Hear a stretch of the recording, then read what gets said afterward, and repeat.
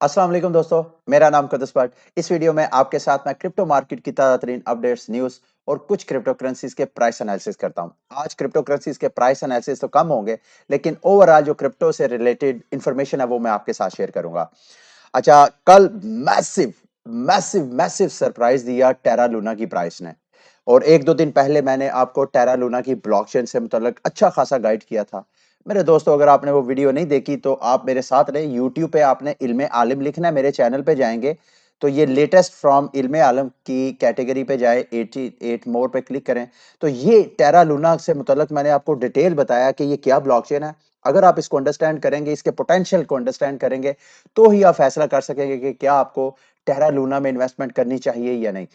अच्छा, अगर चार्ट पे इसको देखें तो इसकी कल प्राइस जब सारी मार्केट एकदम क्रैश की, ब्लीड कर रही थी सारी मार्केट, इसने भी अच्छा खासा डंप हुआ। और ये डंप आपको, जैसे मैंने कल की वीडियो में बता दिया था कि ये एक मार्केट मैनिपुलेशन थी, जो मोस्टली मोस्टली जो सेंट्रलाइज एक्सचेंजेस है, उन्होंने जो ओवर लेवरेज उनके ट्रेडर्स थे, उनके अकाउंट वॉश करने के लिए कल मार्केट जो है वो उसको मैनिपुलेट किया था। तो कल की प्राइस में एक बार मार्केट डंप हुई, इसकी भी दीगर मार्केट की तरह, दीगर क्रिप्टो करेंसीज की तरह। लेकिन उसके बाद फिर एकदम बूम आया और कल इसने फिर अपना नया ऑल टाइम हाई बनाया।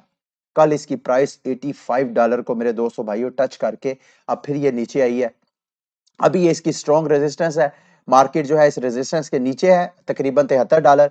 अगर तो इसको क्रॉस करके, यानी $75 की प्राइस को क्रॉस करके अगली कैंडल इससे ऊपर बनती है, तो कोई इतना बड़ा सरप्राइज नहीं होगा कि टेरा लूना की प्राइस जो है वो $100 की तरफ अपना सफर जारी कर देगी।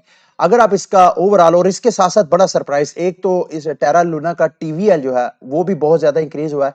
पिछले 7 दिनों में 41% इसके जो टीवीएल है, टीवीएल क्या होता है, टोटल वैल्यू लॉक्ड।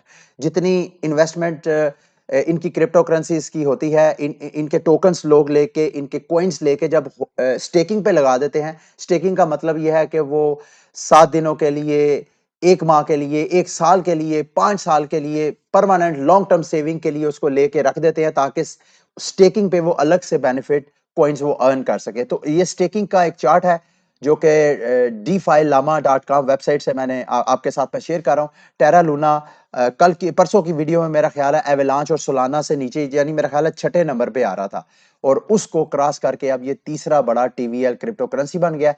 अगर टोटल मार्केट कैप वाइज इसको देखा जाए तो 2 दिन पहले जब मैंने वीडियो बनाई थी उस वक्त ये डोज कॉइन, और मेरा ख्याल है हाँ, डोज कॉइन 10वें नंबर पे था, जबकि टेरा लूना जो है वो 11वें नंबर पे था। तो मेरे दोस्तों भाइयों, डोज कॉइन को इसने डॉच करके इसकी पोजीशन जो है वो स्टील कर रही है। अभी टॉप 10 क्रिप्टो करेंसीज में टेरा लूना की क्रिप्टो करेंसी जो है वो शामिल हो रही है।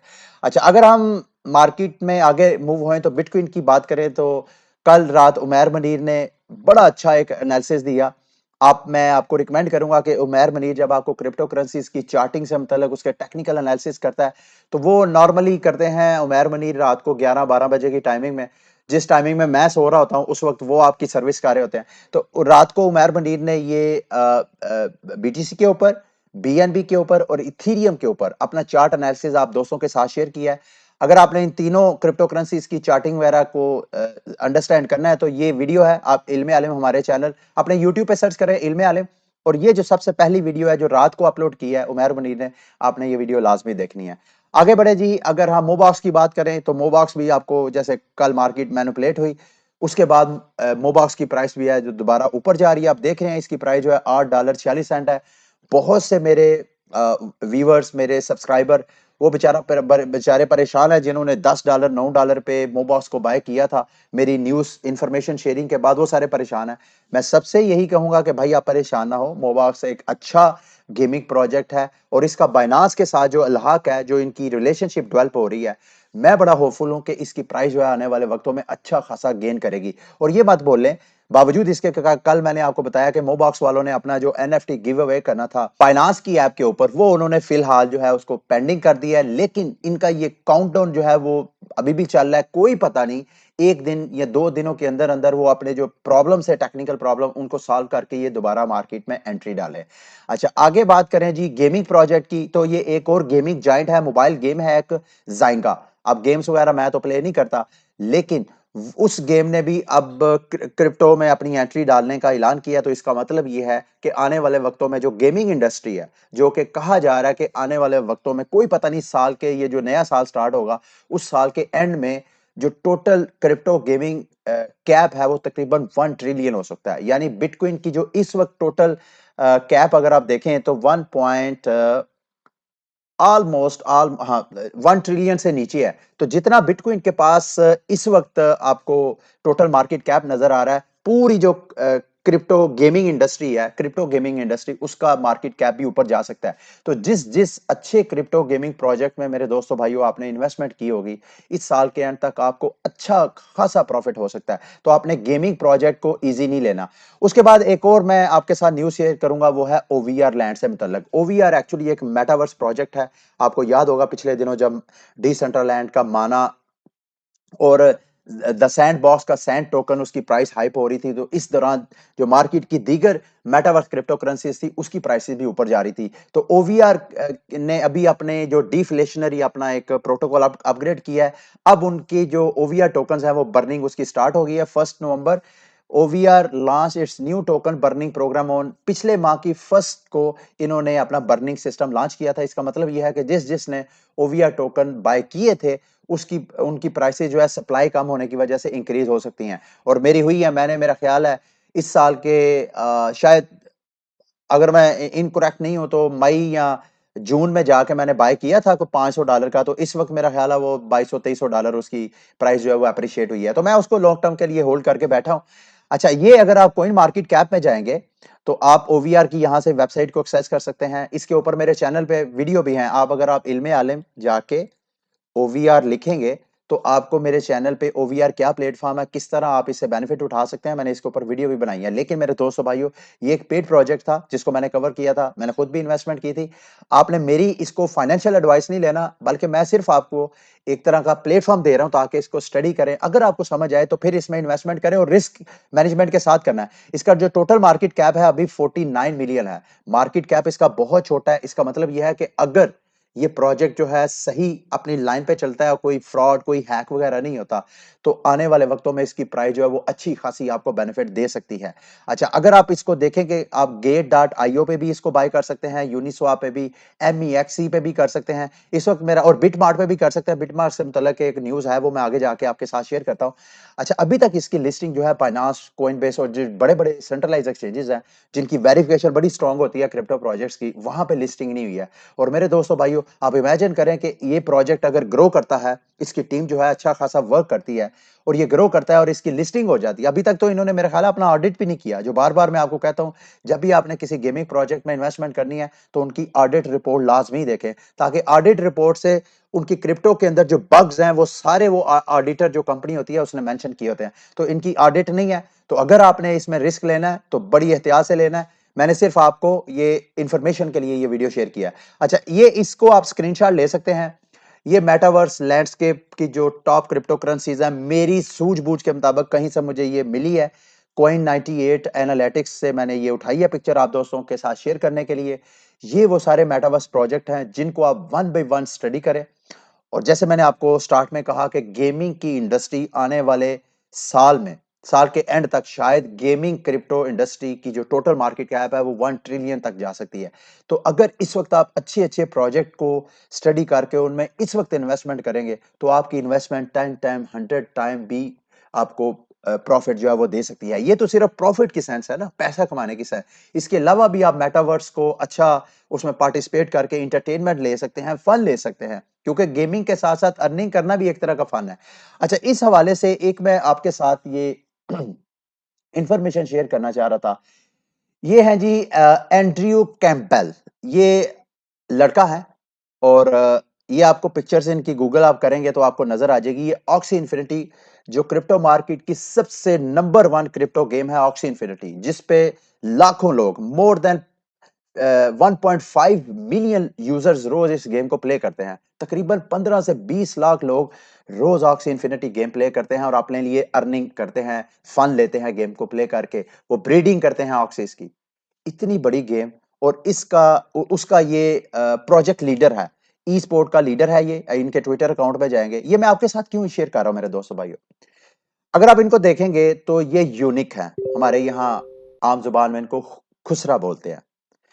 ये मैं आपके साथ इस वजह से शेयर कर रहा हूं, अगर ये शख्स हमारे मुआशरे में पलता बढ़ता तो आप इमेजिन करें क्या वो इस पोजीशन पे पहुंच सकता था। यहाँ मैं ये इंफॉर्मेशन आपके साथ इस वजह से मेरे दोस्तों भाइयों शेयर करना चाहता हूँ।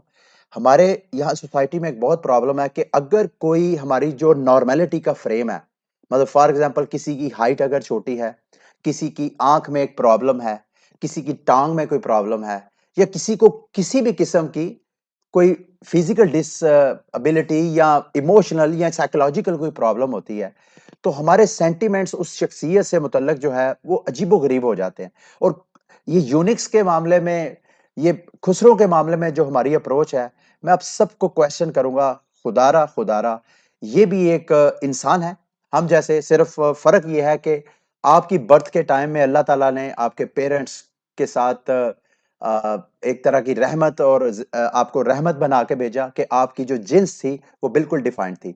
लेकिन ये जो एंड्रयू कैम्पबेल या इस तरह के जो अफ़राद हैं, जिनकी पैदाइश के दौरान या पैदाइश के बाद जाके उनकी जिन्स जो है वो क्लियर नहीं होती है। मतलब फॉर एग्ज़ाम्पल एंड्रयू की मिसाल ले लें, जो मैं इसको देख रहा हूँ, इसको मैंने ज़्यादा स्टडी नहीं किया, सिर्फ़ इन्फॉर्मेशन के लिए मैं आपको ये सारी मालूमात शेयर कर रहा हूँ। मुझे जो बाज़ाहिर लग रहा है कि इनका जिस्म जो है वो मर्दों की तरह है, लेकिन अंदर उनकी जो हार्मोन्स हैं, जो उनकी फीलिंग्स है, वो ख़वातीन वाली हैं। तो इस वजह से वो अपने आप जो फीलिंग्स है, चूँकि जिस मुआशरे में ये रहता है, वहाँ पे इस चीज़ का क्वेश्चन नहीं किया जाता, उँगलियाँ नहीं उठाई जाती हैं कि तुम ये हो, वो हो, दुत्कारा नहीं जाता। कोई इंसान क्या है, इसका मैं क्या हूँ, मेरी शख्सियत क्या है, मेरे कोई टाँग में मसला है, मेरी आँख में मसला है, इससे आपको क्या प्रॉब्लम है? मुझे पलने-बढ़ने दें। हाँ, जब तक मेरे किसी अमल, मेरे किसी कौल से आपको या किसी दूसरे फर्द को कोई नुकसान होता है, कोई प्रॉब्लम होती है, किसी भी किस्म की फिज़िकल, साइकोलॉजिकल, इमोशनल, तो फिर आपका राइट है कि आप उसको क्वेश्चन करें और उसको अंडर द लॉ लेके आएँ, उसको समझाएँ। अदरवाइज़ किसी की जिन्स क्या है, किसी में क्या प्रॉब्लम है, वो नेचुरली है या उसकी सेल, इवन अगर कोई बंदा बाय चॉइस भी अगर करना चाहता है, तो आपको ये हक नहीं पहुँचता। मैं सिर्फ़ आपको समझाना ये चाहता हूँ, प्लीज़ अपने इर्द-गिर्द जो अफ़राद हैं, उनको स्पेस दें। अगर वो आपके नॉर्मैलिटी के फ्रेमवर्क के अंदर, जैसे हमारा नॉर्मैलिटी का फ्रेम है कि हर मर्द को या तो औरत होना चाहिए या मर्द होना चाहिए। हर बंदे की एक एवरेज हाइट जो है वो 5 फुट, 6 फुट होनी चाहिए। अगर कोई आपको 3 फुट का शख्स नज़र आ जाता है, तो उसको आप डिफरेंटली बिहेव करते हैं, उसकी तरफ देखते डिफरेंट है। तो इस तरह किसी की आँख का कोई मसला है, मतलब there are number of things जिसको आप नॉर्मैलिटी के फ्रेमवर्क से बाहर देखते हैं और आपका बिहेवियर जो है वो बिल्कुल चेंज हो जाता है। किसी को गरीब देखते हैं तो अलग बिहेव करते हैं, किसी को अमीर देखते हैं, अपने से ज़्यादा उसका सोशल स्टेटस ऊँचा देखते हैं तो उसको अलग ट्रीट करते हैं। प्लीज़ इन चीज़ों के बारे में लाज़मी सोचें। ये मैंने शायद आपको ये सारी इन्फॉर्मेशन बोर करें, लेकिन आप में से बहुत से ऐसे लोग हैं जिनको इस इन्फॉर्मेशन की ज़रूरत है, जिनकी ब्रेन वॉशिंग की ज़रूरत है। इस वजह से मैंने आपके साथ शेयर किया। आगे बढ़ते हैं, ये बिटमार्ट है, ये भी एक क्रिप्टो एक्सचेंज है। यहाँ पे $200 मिलियन का भी हैक हुआ है। ये मैं इन्फॉर्मेशन आपके साथ मेरे दोस्तों इस वजह से शेयर कर रहा हूँ, क्योंकि आप लोग बाइनांस, ओके एक्सचेंज या इस तरह की सेंट्रलाइज़ एक्सचेंजेस में ट्रेडिंग के लिए फंड्स रखते हैं या लॉन्ग टर्म फंड्स रखते हैं।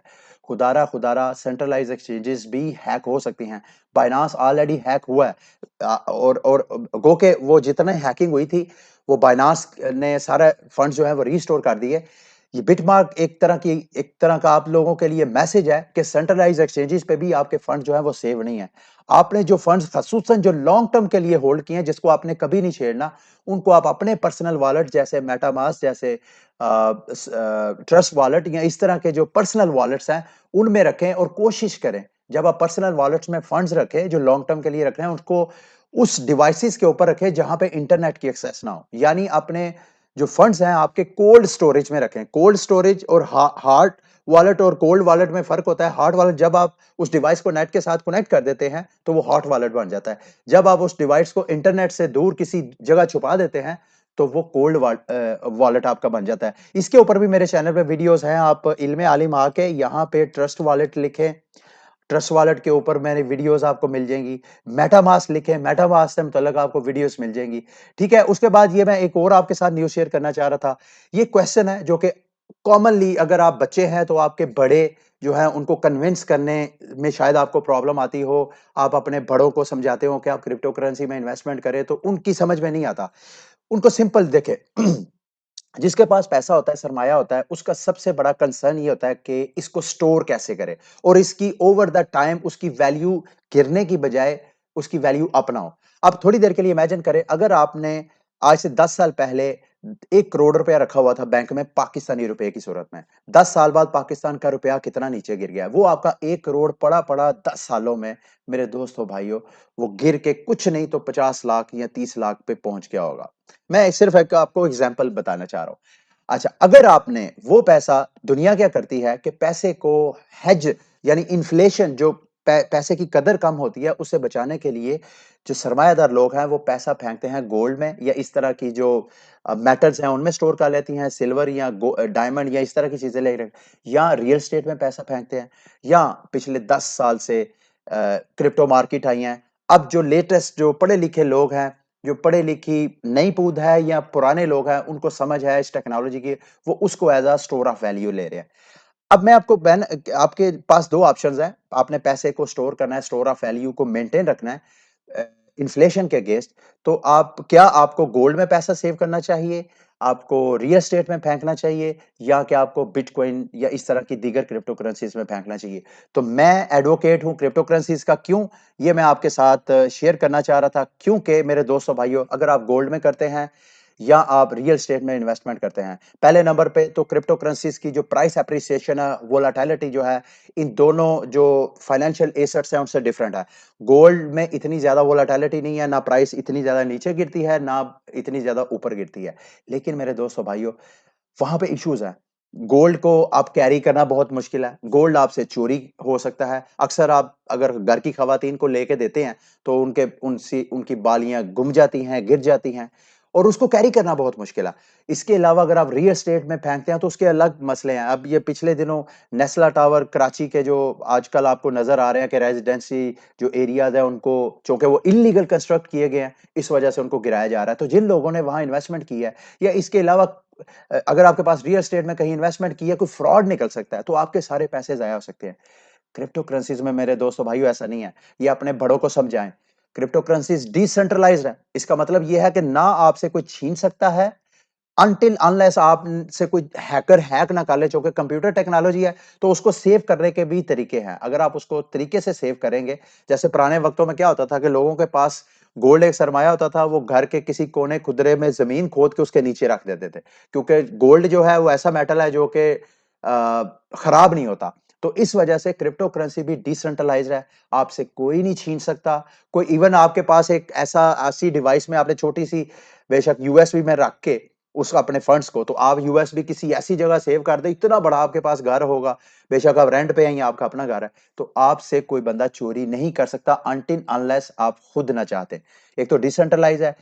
डिसेंट्रलाइज का एक और भी बेनिफिट है। आप हमारा जो रवायती पैसा है उसको जब दिल करे हुकूमत प्रिंट करती है और जब वो प्रिंट करती है तो हमारे जो ऑलरेडी पैसा है उसकी वैल्यू गिर जाती है। तो एक तो डिसेंट्रलाइज है इसका कोई मालिक नहीं है जो अपनी मर्जी से जब चाहे उसको प्रिंट करके उसकी वैल्यू डाउन करे। दूसरा इसकी क्वांटिटी बड़ी लिमिटेड है और जैसे गोल्ड की क्वांटिटी लिमिटेड होने की वजह से 11 ट्रिलियन का पूरी दुनिया का कैपिटल उसके पीछे है इसी तरह बिटकॉइन की भी क्वांटिटी जो है वो लिमिटेड है और जो जिसकी क्वांटिटी कम होती है उसकी वैल्यू इंक्रीज होती है। दूसरा इजीली एक्सेसिबल है।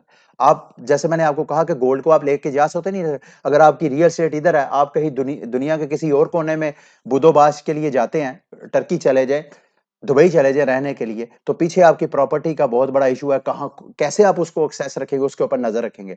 बिटकॉइन के साथ ऐसा नहीं है। आप जहां जाएं अपने पैसे को अपने साथ लेके जा सकते हैं और सिक्योर है जैसे मैंने आपको कहा। और दूसरा यूनिवर्सल है। आप दुनिया के किसी भी कोने में चले जाएं आप क्रिप्टो करेंसीज को है जो बड़ी आसानी से एक्सचेंज करवा सकते हैं। आपके पास अगर पाकिस्तानी रुपया है उसके साथ ऐसा नहीं है। तो ये वो सारी इंफॉर्मेशन थी। मैं चाहता हूं कि अगर आप अपने घर वालों को समझाना चाहते हैं तो आप लाजमी समझाइएगा। लास्ट में ये मैंने आपके साथ न्यूज शेयर करनी थी। रशिया और यूक्रेन ने जो है वो माइनिंग के सेटअप जो है उनको शट डाउन किया है। इस वजह से नहीं क्योंकि वो चाहते हैं यहाँ माइनिंग ना हो। वो इनलीगल माइनिंग के सेटअप लगे हुए थे। तो ये मैं आपके साथ इस वजह से मेरे दोस्तों भाइयों शेयर करना चाह रहा हूँ लास्ट में ताकि अगर आप बिटकॉइन की या दीगर क्रिप्टो करेंसीज के माइनिंग के सेटअप लगाए हुए हैं तो वो इलीगल है। तो एट एनी टाइम गवर्नमेंट जो है वो आपकी सारा क्रिप्टो का सेटअप जो है वो ले सकती है अपने कब्जे में और आपका नुकसान हो सकता है। आप जब तक हुकूमत पाकिस्तान आपको इजाजत नहीं देती है, लीगली कोई अपना वो फ्रेमवर्क डिफाइन नहीं करती है, आप लोग इस तरह की इलीगल एक्टिविटीज ना करें। ठीक है। और अगर अब मैं इस हवाले से भी सोच रहा हूँ, बहुत से लोग क्वेश्चन कर रहे हैं कि सर पाकिस्तानी जो टैक्स है उसमें हम कैसे रिपोर्ट करें इसको, क्रिप्टो करेंसीज की जो हमारी इन्वेस्टमेंट है उससे मुतल्लिक भी मैं सोच रहा हूँ, या कल की वीडियो में या आने वाले किसी एक वीडियो में डिटेल आपको बताऊं कि कैसे आप अपनी जो क्रिप्टो की इन्वेस्टमेंट है उसको अपने टैक्स रिटर्न में जमा करवा सकते हैं, ताकि आपको कोई मसला भी ना हो। ना करवाना ज्यादा मसला है। इंटरेस्टिंग बात यह है कि अगर आप एफपीआर को रिपोर्ट करते हैं तो उसमें आप ज्यादा सिक्योर है बनिस्बत इससे कि आप अगर उसको छुपा के करते हैं। लेकिन इसको किसी और वीडियो में डिस्कस जरूर करेंगे। अगली वीडियो तक लिए मुझे इजाजत। अल्लाह हाफिज।